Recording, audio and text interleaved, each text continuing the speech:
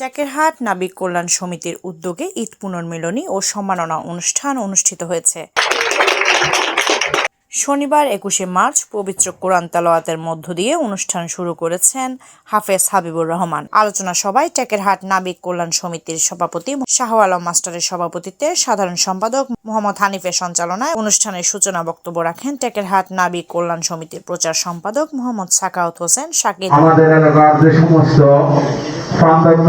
আছেন তাদের সম্মানার্থে আমাদের টেকেরহাট নাবিক কল্যাণ সমিতির পক্ষ থেকে সম্মাননা স্মারক দিয়ে তাদেরকে সম্মানিত করা।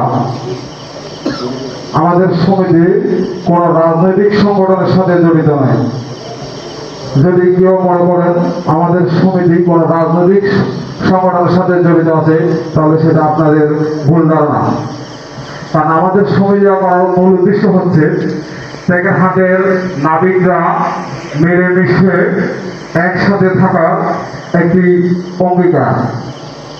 নতুন কোন সদস্য বদলি হতে চাইলে সমিতির অফিসে যোগাযোগ।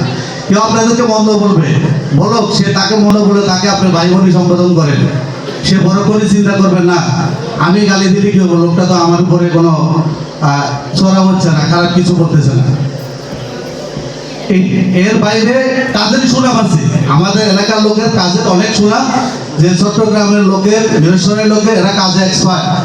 প্রধান অতিথি ছিলেন হাজী আজিজুল হক আজিম, বিশেষ অতিথি ফয়েজ আহমদ মেস্তি, আমিনুল হক মেস্তি, ইন্টারন্যাশনাল মেরিনার মোহাম্মদ আবু তাহের। এছাড়াও বক্তব্য রাখেন যুগ্ম সাধারণ সম্পাদক সুজাউল হক সুজন, সদস্য মোহাম্মদ সুমন আহমেদ, সাংগঠনিক সম্পাদক মোহাম্মদ সরোয়ার হোসেন শরীফুদ্দিন। নেতৃত্বে গড়ে সংগঠনটি মহরম নজরুল মানুষের কাজ করার জন্য দীর্ঘদিন থেকে আমরা কাজ করে আসতেছি। মহরম পাতাবতী চৌধুরীর হাতে গড়া এই সংগঠনটি এই পুনর্মিলনী অনুষ্ঠান আমরা এখানে আরম্ভ করার জন্য অনুমতি প্রদান করলাম এবং এখানে সঞ্চালকের দায়িত্ব পালন করবেন আমাদের সেক্রেটারি জনাব আবু হানি।